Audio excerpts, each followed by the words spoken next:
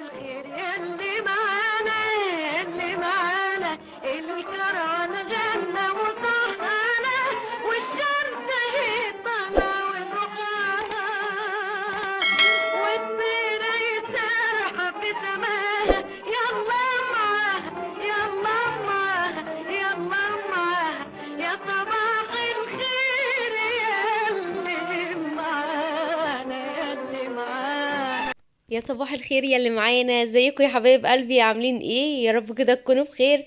النهارده كده جايه لكم فيديو جديد وروتين جديد باذن الله. هنتشجع كده مع بعض في الروتين ده. روتيناتي الصراحه كلها تشجيع اهو، فانا عايزاكم كده تشجعوني انتوا كده كمان بايه؟ باللايك والتعليق الحلو بقى منكم، وبالاشتراك كده كمان. لو لسه مش ما اشتركتيش في القناه، لا اشتركي وفعلي كده كمان علامه الجرس عشان يوصلك الاشعار بتاعي اول باول.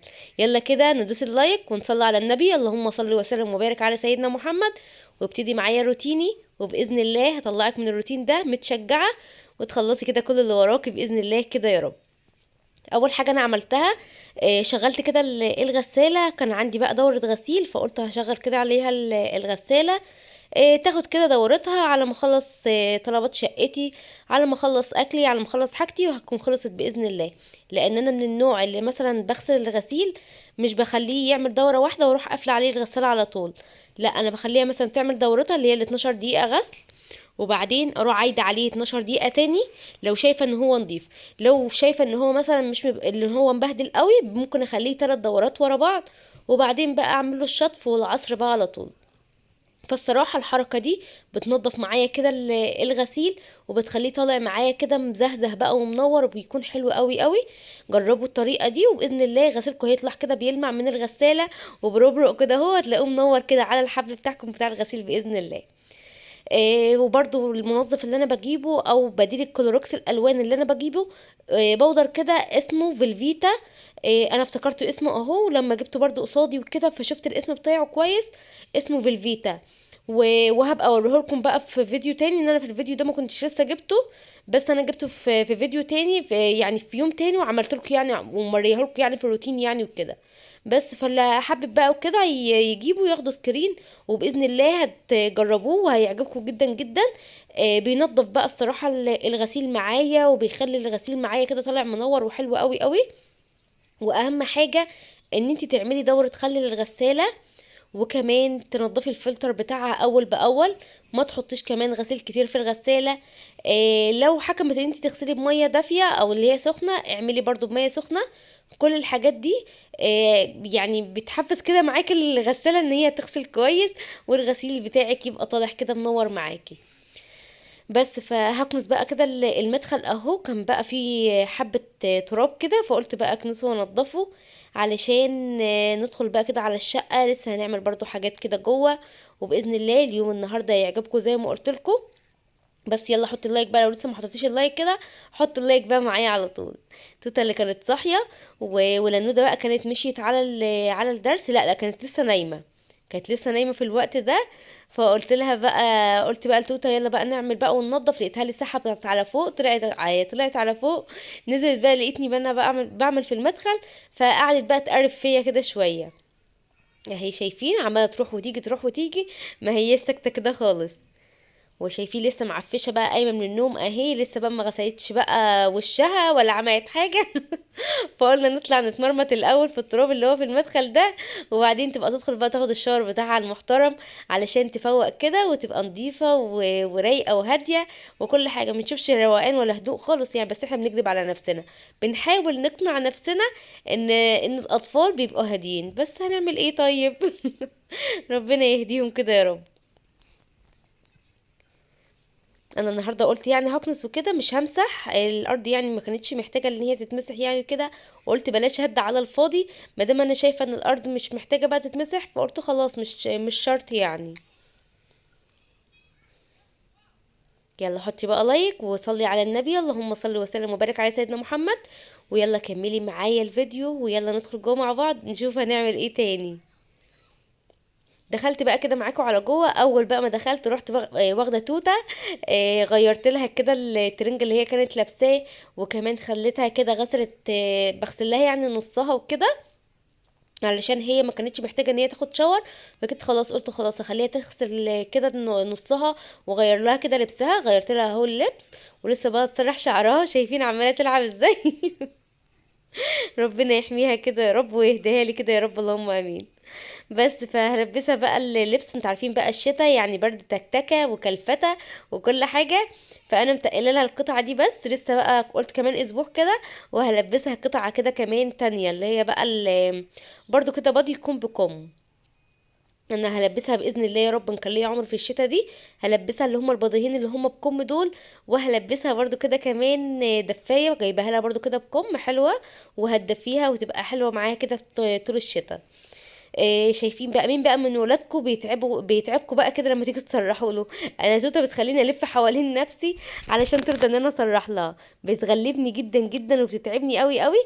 بس بحاول ان انا يعني اسيطر عليها وامسك فيها كده علشان تخليني يعني اسرح لها وكده. انما لنوده ما شاء الله عليها كبيره، فعارفه يعني ان التصريح خلاص هتقعد بقى ساكته، تقعد هاديه علشان نسرح كده مع بعض. اهو سرحت لها بقى كده الجزء اللي فوق، ولسه هسرح لها بقى كده كمان الشوشه اللي تحت دي. شايفين الشوشه بتاعتها قد ايه؟ الكنيش بتاعها. شايفين عماله اكتف فيها طول ما انا بسرح لها، اشد فيها وعشان تقعد كده اهو.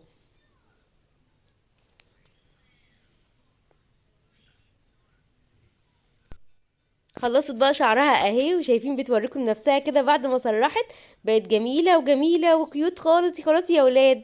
شايفين بنوتي حلوه ازاي؟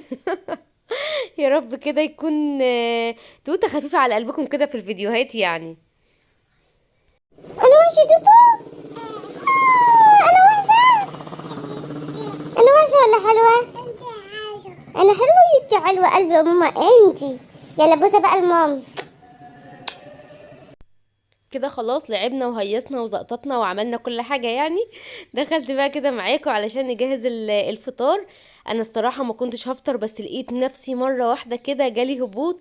فاللي هو بقى قلت لا، لحقت نفسي كده اكلت. كانت فطيرة صغيرة كده عندي بعجوة اكلتها، وقلت لا مش هينفع بقى، انا هجهز فطار كده. عملت كده كوباية شاي، وعملت كده كمان جنبها سندوتشين كده جبنة. وعملت برضو التوتة كده سندوتشات اهي طحنية.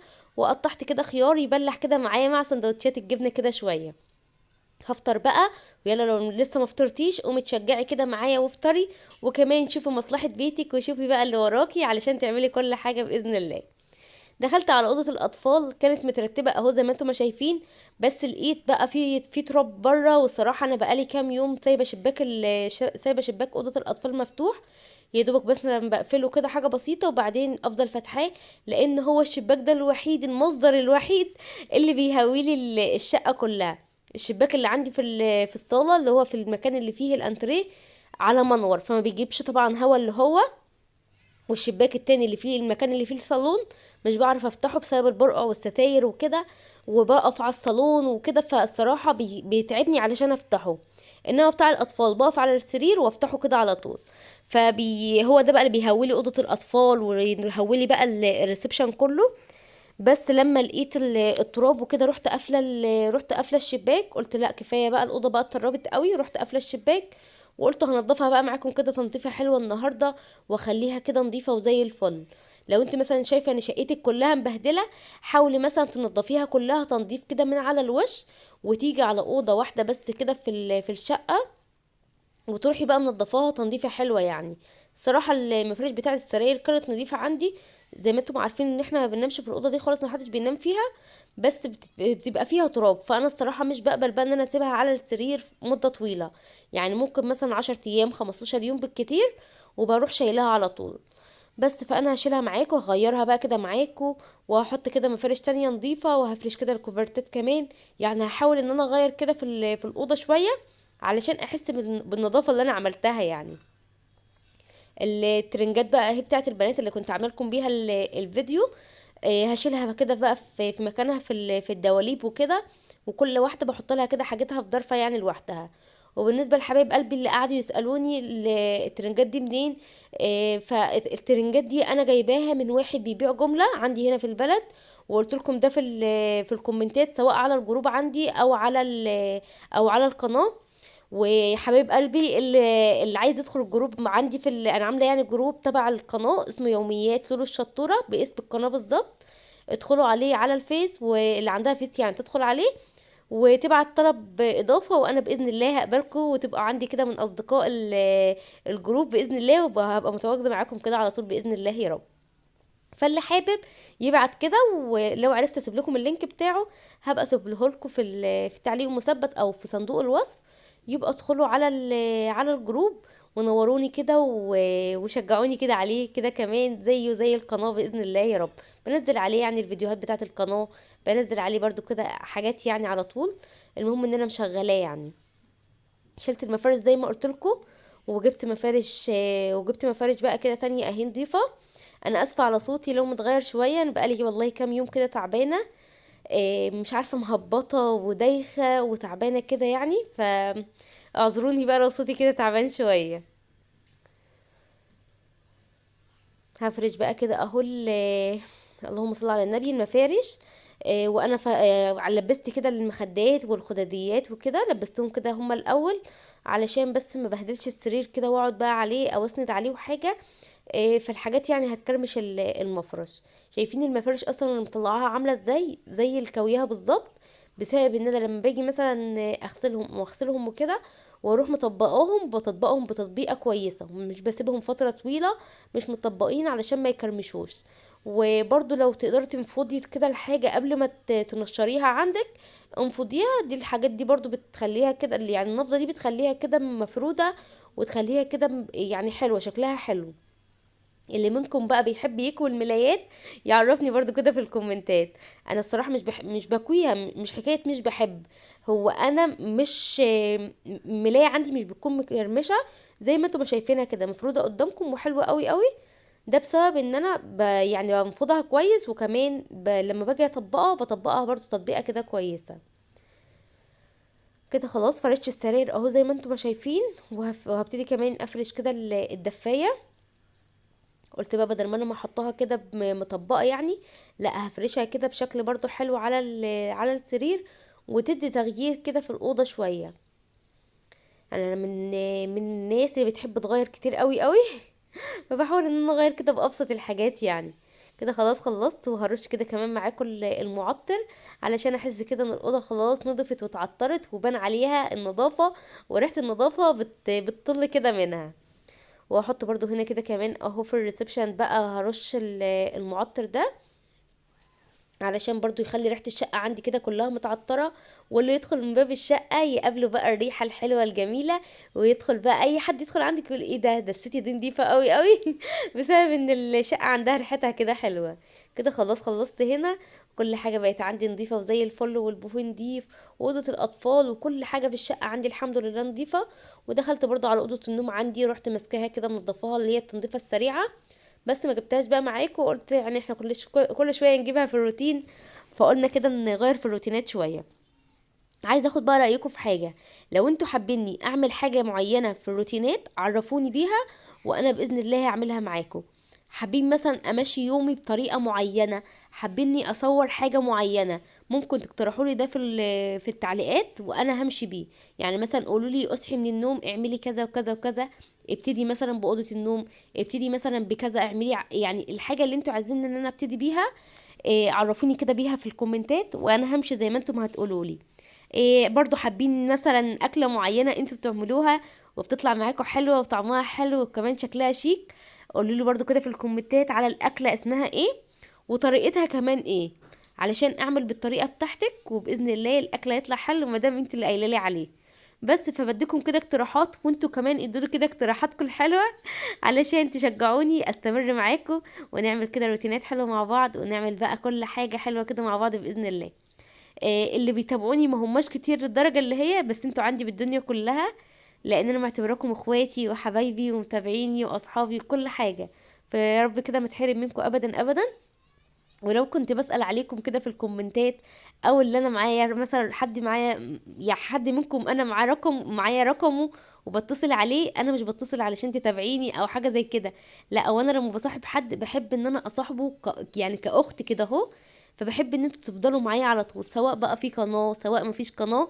لا انا عندي يعني الصداقه او كسب الاخوه عندي ده بالدنيا وما فيها، احسن بقى من الشغل واحسن من الفيديوهات. يعني انا بحبش صحوبيه المصلحه خالص. لا اصاحبك علشان مصلحه منك، لا لا، يبقى حرام ان انا صاحبك اصلا. فانا والله ما عندي الاسلوب ده كده خالص. فاطمه لما كلمتها علشان عملت العمليه وكده، فاطمه عايزه اقولك ان انا يعني فرحت بكلامك الحلو. هي قعدت تقولي انا مش مصدقه انت بتكلميني علشان لما لقيتيني غايبه عنك وحسيتي بيا. هو بصي انا معتبراكوا اختي، فعلشان كده انا سالت عليكي. فيا رب كده ما تحرم منكم ابدا ابدا، ولا يحرمني منك يا فاطمه كده يا رب. كده خلاص كل حاجه خلصت عندي اهي في الحوض. المواعين بقى بتاعه الفطار وحاجه العشاء والكلام ده كله خلصتهم كده خلاص الحمد لله. وهبتدي بقى ان انا امسح اهو المطبخ معاكم. بعد ما خلصت كده المواعين رحت شايله على طول السجاده، وقلت هشيلها علشان امسح كده الارض يعني. لان طبعا بيبقى فيه بقى ميه تقع في الارض، في حاجه بتقع في الارض ولا كده. فعادي حبه ميه كده وحبه معطر في الميه هيعطر لي كده المطبخ بتاعي. وعايزه اقول لكم ان انا برضو مسكت الشقه كده بعد ما خلصتها بالشرشوبه برضو كده، ورحت ملمعه الشقه كده كلها يعني. فالصراحه برضو عطاني تعطير وعطاني حاجات حلوه قوي، يعني روحانيات حلوه كده في الشقه. بس فخلصتها كده برضو، بس مرضتش اصورها معاكم علشان ما تملوش بس كده من الفيديو. الارض نشفت، مش بفرش كده على طول السجاد، لا انا سبت لما الارض نشفت خالص ورحت ماسكه كده السجاده ورحت بقى فرشاه. يعني بحب في السجاد جدا في المطبخ، ما بقدرش ان انا اقف كده من غير سجاد، بحس ان المطبخ اقرح كده اهو. فبالسجاده عطيله كده قيمه وسيمه يعني. خلاص خلصت كده خلاص الحمد لله. قلت اعمل كده كوبايه قهوه بلبن اشربها واقعد بقى كده احس بجو بقى ان في جو شتوي يعني. خلاص احنا بقينا في الشتاء، السحلب بقى قرب كده ان احنا نجيبه.